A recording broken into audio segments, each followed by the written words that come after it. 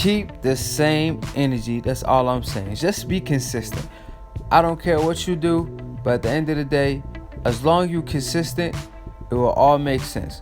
If you like aggressive fighters, then it shouldn't matter what color of the skin the fighter is. As long as he's aggressive, you should go for that fighter, right? As long as you're consistent in that manner, then it's fine. So Teddy Atlas came out and stated that Anthony Joshua fought his heart out. You know, he was just uninterested in the bout. But 2 weeks ago or 3 weeks ago, when Amir Khan fought Crawford and he got hit low, which that's even a better excuse if you're gonna quit that way than just quitting on your feet when you could still continue. You called him a quitter, went off on him with psycho energy, you know what I'm saying? But where was that energy when it comes to Anthony Joshua when he quit in the ring? Because he quit. Referee told him come over here a couple times. He didn't want to leave the ropes. He just kept bobbing his head like, yeah, but okay, well, come to fight. I mean, you already turned your back on me and went to the corner. Keep looking at your own corner, man. That means you looking for a way out. And instead of calling him a quitter, he said he fought his way out and he just looked uninterested in the bout. Oh, really? He's not even an ESPN fighter. Because I know some people say, oh, he probably fight on ESPN or blah, blah, blah. No, he ain't even an ESPN fighter. He a DAZN fighter. So, what's up with Teddy Atlas? What happened to the same energy? He talks about, what's his name? Wilder. Deontay Wilder flawed. How flawed he is. He keeps saying he only got a right hand. But why you don't talk about Anthony Joshua flawed? Why you don't talk about Anthony Joshua, the fact that he's so stiff, he don't got no upper body movement. He don't have a chin. When he throw combinations, he don't keep his hands up. And that's why he got caught with the hook in the third round that hurt him. Because while he was throwing combinations, obviously he had his hands down. And he got hurt while his opponent was hurt. Every time Wilder goes wild is when his opponent is so hurt that they can't do a damn thing.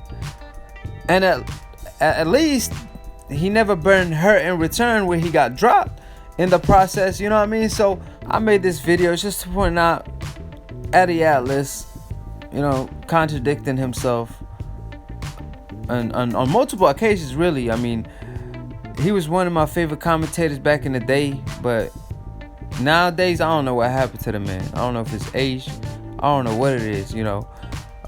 For example, Lomachenko, he tells Andre Ward and Terrence Crawford to their face. Oh, and Lomachenko, the number one pound for pound with like 8 fights and 1 loss. Even though Andre Ward got a gold medal right in front of him. Undefeated as a pro for like a decade. Right in front of him. Just came off knocking out the second pound for pound fighter by knockout in a rematch. And you're going to tell me that Lomachenko, who didn't even want to rematch Salido, the man who beat him, is the number one pound for pound. You know, like I said, he don't keep the same energy in certain tones. Now, Bob Arum, on the other hand, he mentioned the fact that Lomachenko is a fighter he never seen before. Crawford he's seen before, which is funny because you mean you never seen a fighter like Lomachenko with that complexion fight like that before, but you seen a fighter like Crawford complexion fight like that before, aka Floyd Mayweather, but you never seen somebody that's white that's as good as Lomachenko. You could say that, but not overall any fighter in the world. So like I said, it's just funny things that be going on in the world, but especially Teddy Atlas lately. Like I said, when Amir Khan didn't want to continue versus Crawford, I called him out on it.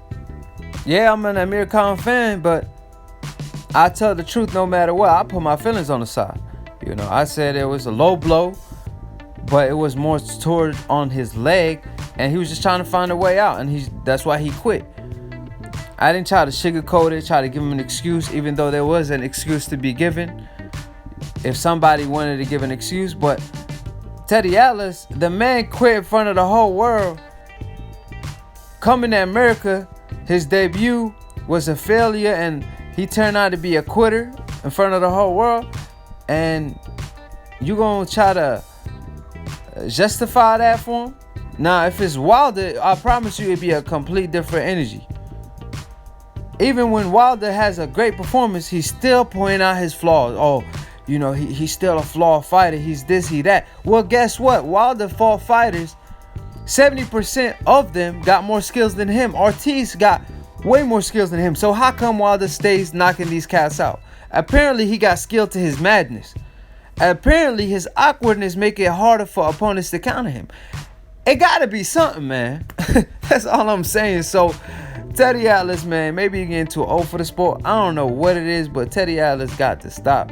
And if you're gonna criticize fighters, keep the same energy with everybody, because it's pretty annoying when somebody at that level criticizes certain fighters for something but doesn't do that for others. You know, he called out Rigo for quitting versus Lomachenko, but where is the same energy with Anthony Joshua? That's all I'm saying. Peace. We out. If you're trying to get smart about a minute, subscribe below. If you're trying to get dumb about a second, don't. And listen to Teddy Atlas or somebody. Peace.